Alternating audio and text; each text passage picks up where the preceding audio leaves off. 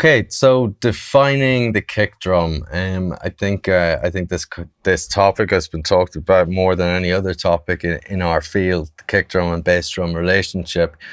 But a few very basic things just to keep in mind. And the first thing is obviously tuning. I think that's where a lot of people go wrong. That's where I went wrong personally for many years at the start of my career, or my learning process, I would have called it.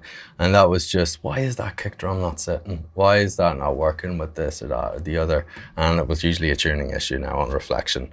And it's just down to experience and learning, or hearing somebody saying it and going, okay, right, I need to take that seriously into consideration every time I'm writing a track like this, or a dance music track, something that's dominated by bass drum and kick drum, bass line and kick drum. They need to work together cohesively, and the tuning is imperative. So with this particular instance, I have a folder, like many people do. I've established and built a sample folder over time. Some of the drums, kick drums, I've treated through some outboard gear, some of them through plugins, layering, and EQs, different sort of saturation and tape emulations, hardware tape machines. Over the years, I've built a collection. So anytime you have downtime or you don't feel like just writing something, go into the studio, 2 hours, just work on a drum kit. Establish something that's already there, potentially from, a sample pack around, and turn it into your own. Start processing it through plugins, through hardware stuff. Start getting your own identity on it, and then it's, you're slowly, developing a library of drums that become your sound. So it's really a process that's never wasted. That kind of way. Just spending a couple of hours where I don't want to write music, I don't want to do this, but I'll process drums, I'll create another kit. And I did that over the years, back in my early Minus days. That's where I guess I helped define my sound in my drum kits, was just taking them. I was working in a studio at the time, and when people were asleep and everything was turned off, I'd go in and I would work, and I would use some of the outboard gear and whatever else. And because it wasn't really a creative space for me, the studio I was working in, it was more so, well, you know what, let's do practical stuff like process drums. So this is one of them drums, one of those kick drums, and load it into a drum rack. Very simple. Let's just have a quick listen to it without any EQs or anything like that.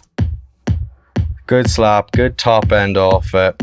Let's just pull up the EQ and we can see what's happening there. Just a little dip in the low mids. Let's just take that in and out. And that's more than likely, I have that dip in place to accommodate the baseline frequencies. That's where there was more than likely masking.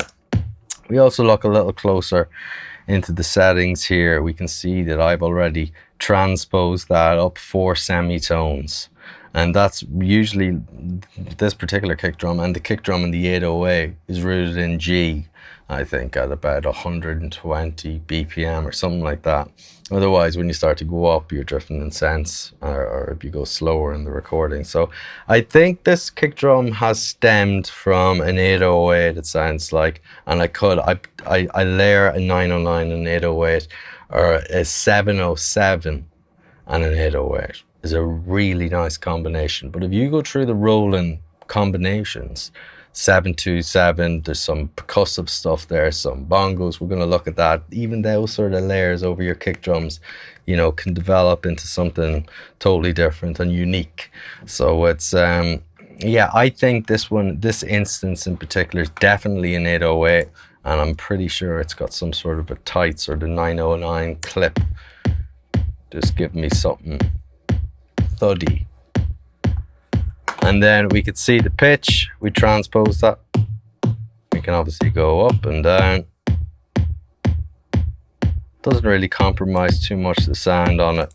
The tuner sits there because that's usually what reads it for me. But if the frequency's too low, I'll just go into my EQ. And I'll just leave my mouse highlighting over that fundamental there. There we go, and we can see down the bottom left of the analyzer that it's sitting in B. 62.1 hertz. We can go and start looking at some the secondary harmonics and frequencies. Pitch, and you can see there's B2, there's B5 up there. So we can see everything's corresponding with key here, with the first, second, third harmonics, and it's all making sense.